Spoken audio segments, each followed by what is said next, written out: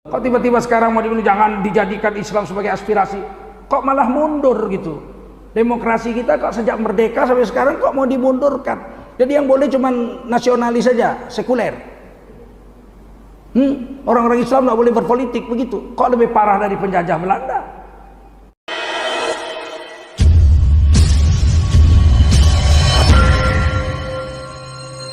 Dan dari 267 juta penduduk Indonesia, 230 juta orang Islam. Kita di sini banyak, terbanyak sedunia. Negara yang paling banyak orang Islamnya sedunia itu Indonesia. Tapi tidak jaminan agama di sini tumbuh dengan kokoh. Kekuasaan tidak menjamin Islam itu akan tumbuh dengan kokoh. Spanyol dikuasai Islam lebih 600 tahun. Dinasti Ahmaro, orang sebut Moro. Hampir 700 tahun Islam menguasai Spanyol. Ketika kita kalah perang dan keluar dari Spanyol, diusir oleh Ratu Isabella, orang-orang Islam di Spanyol dipaksa masuk Kristen. Berapa tahun yang lalu saya ke Spanyol, dari 42 juta penduduk Spanyol, orang Islam tinggal 50.000. Bayangkan, nggak jamin.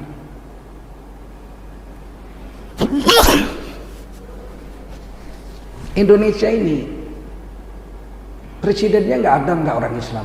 7 kali ganti presiden Islam semua. Tapi apakah perkembangan Islam di Indonesia kokoh, pesat? Tidak. Waktu Indonesia merdeka, orang Islam di Indonesia itu 90%. Setelah 75 tahun merdeka, hasil sensus terakhir, orang Islam itu tinggal 88,2%. Artinya telah murtad 2,8%. Umat Islam Indonesia. Sedikit 2,8. Kok sedikit? 2,8 dari 267 juta itu hampir 10 juta. Orang Islam Indonesia sudah murtad selama 75 tahun. Jadi jangan kita pikir hebat Islam di Indonesia. Tidak hebat.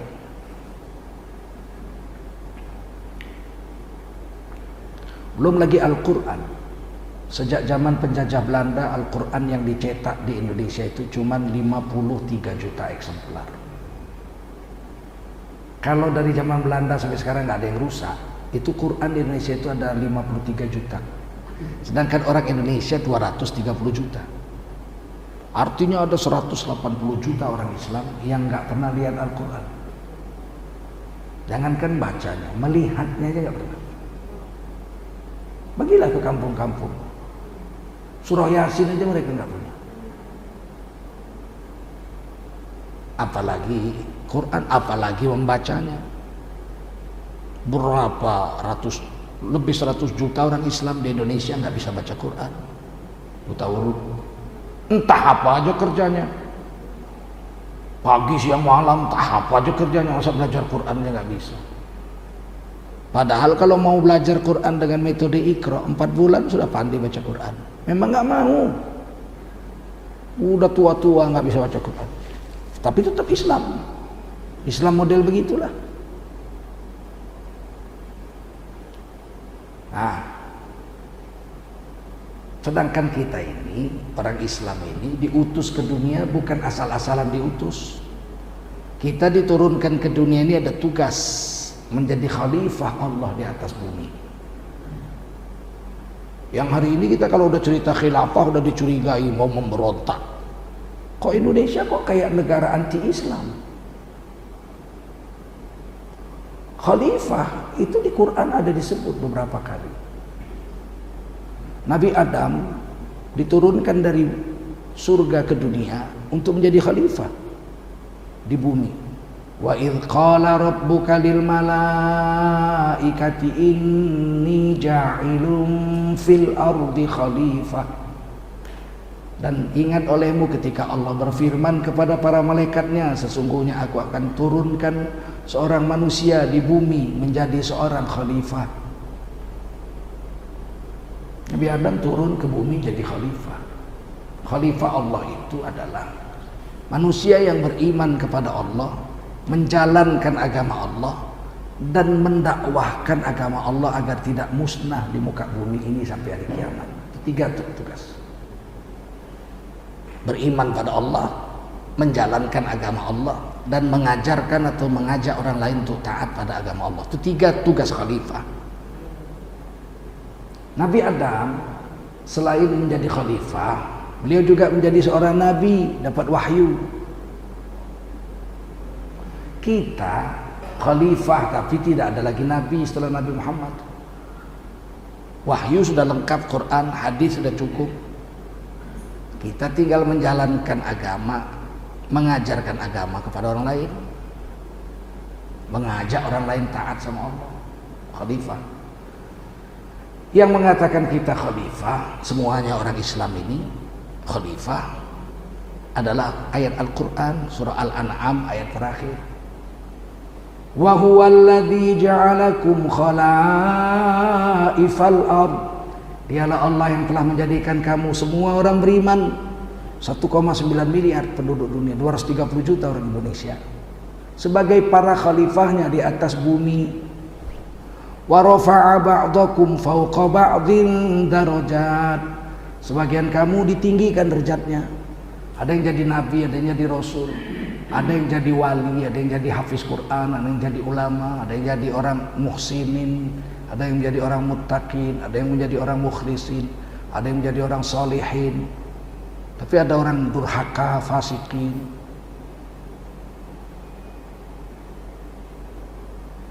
Tugas kita jadi khalifah. Kita semua khalifah Allah di bumi. Beriman pada Allah, menjalankan agama, dan mengajak orang lain untuk taat sama Allah. Tidak boleh lepas dari tiga itu. Kalau tiga itu lepas, dicabut gelar kita sebagai khalifah.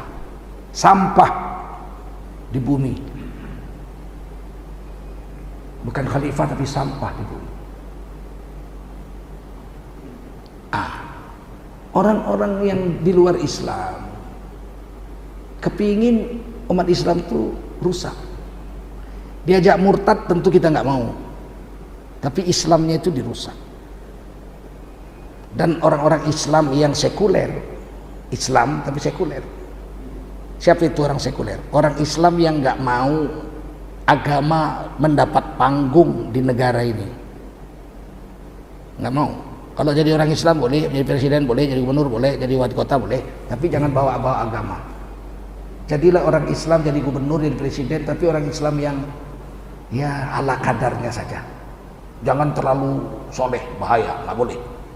Jangan terlalu fanatik. Ini bukan negara Islam, Bung. Oh, banyak itu. Ini bukan negara Islam, tapi negara yang menjamin orang menjalankan agama 100%. Ini negara falsafahnya, pandangan hidupnya Pancasila. Sila pertama, ketuhanan yang Maha Esa. Dasar negara kita bukan Pancasila. Pancasila itu falsafah negara. Dasar negara kita ketuhanan yang Maha Esa. Ditulis di Undang-Undang Dasar pasal 29 ayat 1. Negara berdasar ketuhanan yang Maha Esa. Jadi negara ini berdasar ketuhanan Maha Esa. Tidak boleh ada orang komunis PKI di sini, nggak boleh. Nggak boleh. Ada 6 agama yang diakui, pilih salah satu. Ayat 2-nya 29 pasal 2. Negara menjamin tiap-tiap warga negara untuk memeluk agama dan menjalankan agamanya masing-masing. Negara menjamin orang Hindu memeluk agama Hindu dan menjalankan 100% ajaran Hindu. Betul?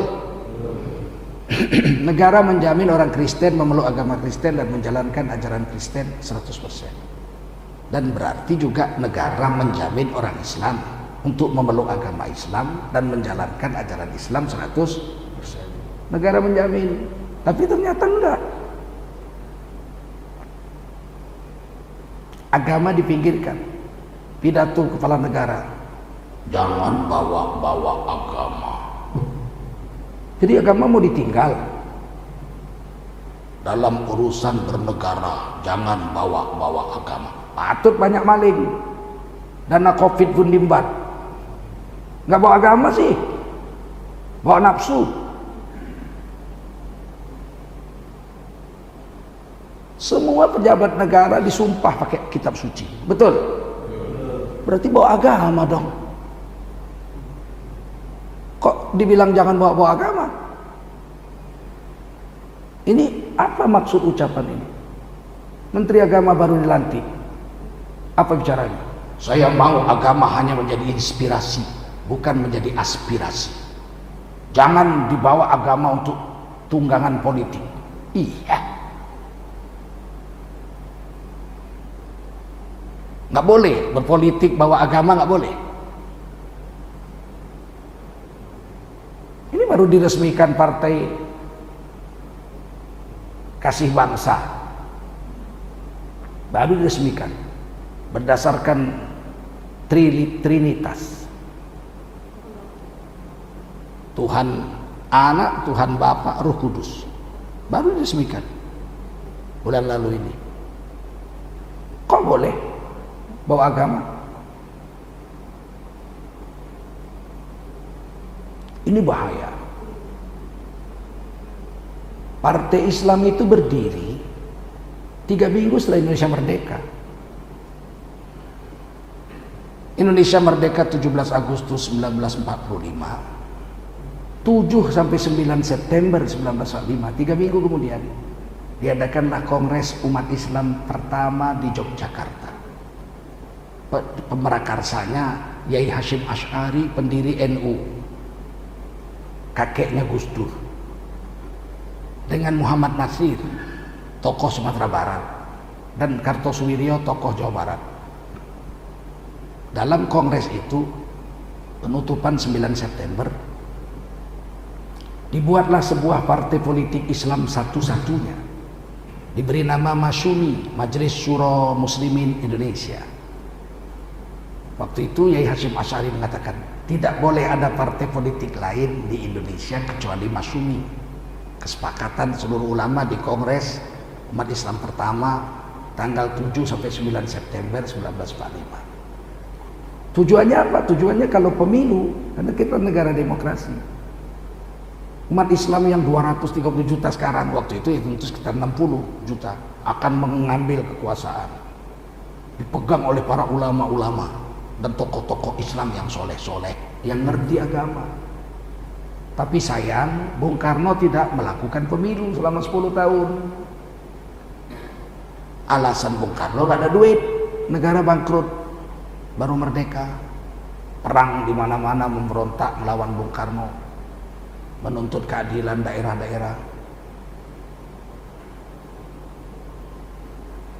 Pemilu baru digelar 1955, pemilu pertama. 1953 Yai Hashim Asy'ari wafat. Menjelang pemilu 55, tokoh-tokoh NU naik haji bersama Bung Karno. Entah apa lobi Bung Karno di Mekah sana, pulang-pulang NU keluar dari Masyumi dan membuat partai NU. Keluar dari Masyumi membuat partai NU di bawah pimpinan Kiai Haji Wahab Hasballah. Pimpinan NU yang namanya Kiai Haji Idham Khalid menolak. Nanti belakangan tahun 60 menolak bergabung dengan komunis Nasakop.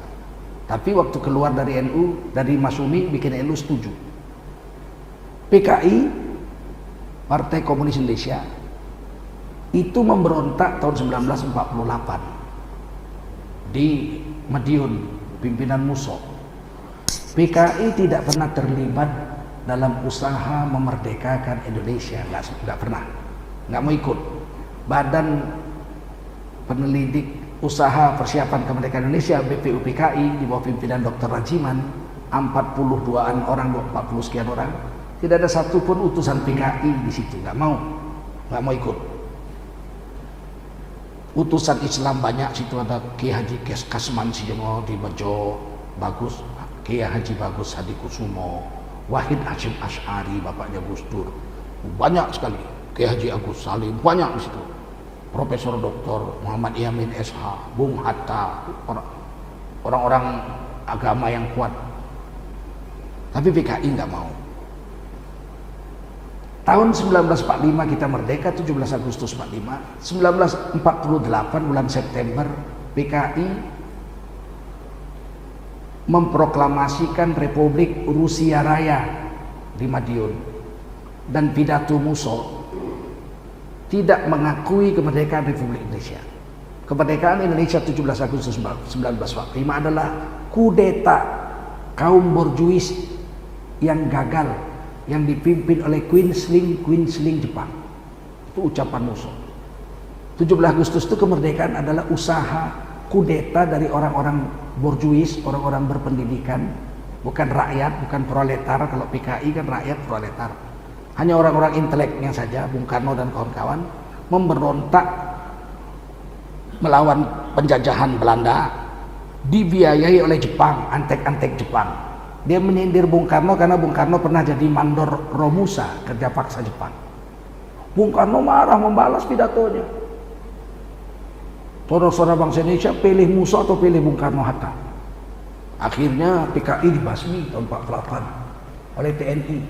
Komandannya waktu itu Panglima TNI kita, TB Simatupang. Mati semua, Musso mati, semua mati. Beberapa tokohnya lari ke Rusia, Semaun, Nyoto itu lari. Maka oleh TB Simatupang PKI dibekukan, tidak boleh bergerak, tutup. Menjelang tahun 52, 53, tokoh PKI Cina, namanya Cina, ya, Tin Biangli dan siapa, membawa anak-anak muda PKI, DN Aidit dan Nyoto untuk bertemu dengan Bung Karno, ngobrol-ngobrol. Akhirnya Bung Karno menghidupkan kembali Partai Komunis Indonesia, hidup lagi, Partai Komunis Indonesia hidup lagi, dan boleh ikut pemilu 1955, dan PKI berhasil mendudukkan diri sebagai pemenang nomor 4. Padahal dibasmi tahun 48, 7 tahun kemudian tahun 1955 pemilu pertama digelar. Pemenang pertama Partai Nasionalis Indonesia, pimpinan Bung Karno, 58 kursi konstituante MPR. Kedua adalah Majelis Syuro Muslim Indonesia, 58 kursi. Kemudian yang ketiga adalah Partai NU, 30 kursi. Dan yang keempat adalah Partai PKI, Partai Komunis Indonesia, 28 kursi. Beda 2 kursi aja sama NU. Dan afiliasinya tidak lagi ke Soviet, tapi sudah ke RRC, Republik Rakyat Cina. Kemudian DN Aidit terpilih menjadi ketua umum PKI. Pemilu 55 dia sudah ketua umum dan masuk kabinet, jadi menteri. DN Aidit dengan Nyoto, sekjen PKI, masuk kabinet. Padahal tahun 48 berontak melawan Bung Karno. Bung Hatta mengundurkan diri, nggak mau kerjasama sama PKI. Masa orang Islam kerjasama sama orang nggak bertuhan? Bung Hatta mengundurkan diri jadi wakil presiden dan pergi ke Jogja jadi dosen di Universitas Gajah Mada. Jadilah Bung Karno presiden sendirian, nggak punya wakil. 4 tahun tidak berhasil membuat undang-undang dasar yang baru, itu MPR-nya, konstituantenya. 5 Juli 1959 Bung Karno membubarkan konstituante. Jadilah Bung Karno presiden sendiri, tidak punya wakil dan tidak punya MPR, karena MPR dibubarkan Bung Karno 5 Juli 1959. Kemudian Bung Karno mengangkat diri menjadi presiden seumur hidup. Udah sendiri, nggak punya wakil, nggak punya MPR, seumur hidup. Dan kemudian Bung Karno pada tahun 1960 membubarkan Partai Muslimin, Partai Masyumi, Majelis Syuro Muslimin Indonesia dibubarkan oleh Bung Karno 17 Agustus 1960 bubar. Kalau nggak bubar menjadi partai terlarang. Akhirnya Masyumi memilih bubar. Dan Bung Karno membuat kebijaksanaan politik nasionalis agama komunis. Nasionalisnya adalah PNI Bung Karno, 58 kursi. Masyumi menolak, Masyumi dibubarkan. Kemudian yang agamanya adalah NU, 30 kursi, dan komunisnya adalah DNI di PKI. Ini menjadi Nasakom, 3 bergabung situ. Pada saat itulah NU pecah 2. Yang setuju bergabung dengan komunis di bawah pimpinan Kiai Haji Wahab Asbalah, yang tidak setuju di bawah pimpinan Kiai Haji Idham Khalid keluar. nggak mau masuk, bertengkar sama Bung Karno, tetap keras kepala katanya Bung Karno, kau telah dicuci otak sama orang-orang Masyumi, nggak bisa kerja sama komunis, mana bisa orang beragama kerja sama PKI. Jadilah Nasakom tahun 1960. Kemudian Bung Karno membubarkan Partai Murba, musyawarah rakyat banyak yang didirikan oleh Haji Adam Malik, Tan Malaka tahun 48, 49 Tan Malaka dibunuh. Partai Murba itu PKI putih, namanya PKI putih. Itu akhirnya dibubarkan tahun 1964. 1965 komunis PKI memberontak. Nasakom nasionalis, agama komunis, agamanya NU. Apa yang terjadi tahun 60? PKI memberontak. Yang paling banyak dibunuh oleh PKI adalah kiai-kiai dan santri-santri dari NU. Kawannya sendiri dia bunuh. Jahatnya PKI.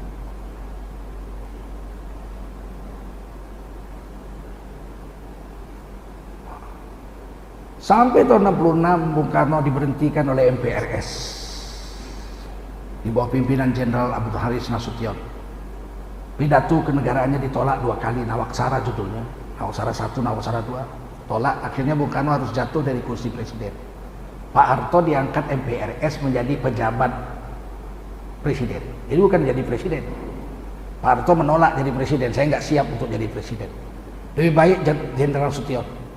Jenderal Sution bilang saya jenderal, tapi saya orang Batak, orang Mendiling, nggak bisa saya, sedikit, mesti orang Jawa. Pak Harto nggak mau. Akhirnya tahun 1967 barulah Pak Harto dilantik menjadi Presiden Republik Indonesia setelah Bung Karno serah terima jabatan dengan Pak Harto. Jadi Pak Karno itu diberhentikan tahun 66 Oktober, sidang MPRS, baru menyerahkan kekuasaannya 1967. Setelah menyerahkan kekuasaan barulah Pak Harto diangkat jadi Presiden Republik Indonesia. Tahun 71 pemilu pertama zaman Pak Harto digelar, pemilu kedua sejak Indonesia merdeka. 10 partai. Berapa? 10 partai. Partai Katolik, Partai Kristen, ada partai agama, jangan bilang nggak ada. Nomor 2 dulu Partai Katolik dari 10 partai itu. Saya masih ingat, walaupun tahun 1971, saya masih ingat yang membacakan hasilnya itu, pemilu itu namanya Pak Sudarman, kepala lorong di kampung saya Tanjung Sari. Masih ingat saya, Partai Katolik dapat 1 suara. Yang nomor 5 Sekber Golkar, pemenang pemilu waktu itu. Ada Partai Islam, ada Partai NU, nomor 3 nggak salah. Kemudian Parmusi, kemudian Perti, 3 partai Islam. Jadi aspirasi politik, bukan inspirasi, tapi aspirasi politik. Mulai dari Masyumi tahun 1945, tahun 55 Masyumi masih juara 1 bersama PNI. Tahun 71 masih ada 3 partai Islam, 2 partai Kristen. Aspirasi agama. Partai Kristen, Partai Katolik, Partai NU, Partai Parmusi dan Partai Perti, Persatuan Tarbiyah Islamiyah. Tahun 1973 Pak Harto memfusikan, disederhanakan, 10 itu jadi 3. Partai-partai Kristen, Katolik, Kristen, Marhain, Partai Nasionalis Indonesia, ini semua dijadikan satu menjadi Partai PDI. Lambangnya lambang kepala banteng gepeng. Kemudian partai-partai Islam, Partai NU, Parmusi dengan Perti dijadikan satu menjadi P3. Lambangnya diusulkan oleh Kiai Haji Khalil Bisri almarhum, bapak daripada Menteri Agama yang baru dilantik seminggu ini. Kan namanya Lukman, apa namanya ini? Yakul. Itu Bisri, bapaknya Khalil Bisri. Pernah naik haji dengan saya itu, umroh bersama saya. Tahun berapa dengan adik beliau Kiai Haji Mustafa Bisri. Nah, diusulkan oleh almarhum Kiai Haji Khalil Bisri, lambang partai Islam itu yang 3 dijadikan satu, itu lambangnya adalah Ka'bah. Jadi tahun 73 partai P3 itu lambangnya Ka'bah. Barulah tahun 77 pemilu zaman Pak Harto yang kedua, ketiga setelah merdeka, itu tinggal 3 partai. Lambang Ka'bah, lambang kepala banteng PDI, dan Golkar pohon beringin. Paham? Dan P3 menang di Aceh 1977. Pemilu 1982 P3 menang di Jakarta. Jangan main-main. Di DKI Jakarta P3 menang. Ketua fraksi P3 waktu itu Kiai Haji Ma'ruf Amin. Memang dari dulu politikus beliau, dari lajang, dari bujangan politikus. Sekarang jadi wakil presiden. Siapa bilang nggak boleh pakai aspirasi partai Islam? Betul. Kok tiba-tiba sekarang mau dibilang jangan dijadikan Islam sebagai aspirasi? Kok malah mundur gitu? Demokrasi kita kok sejak merdeka sampai sekarang kok mau dimundurkan? Jadi yang boleh cuma nasionalis saja, sekuler. Orang-orang Islam nggak boleh berpolitik begitu. Kok lebih parah dari penjajah Belanda?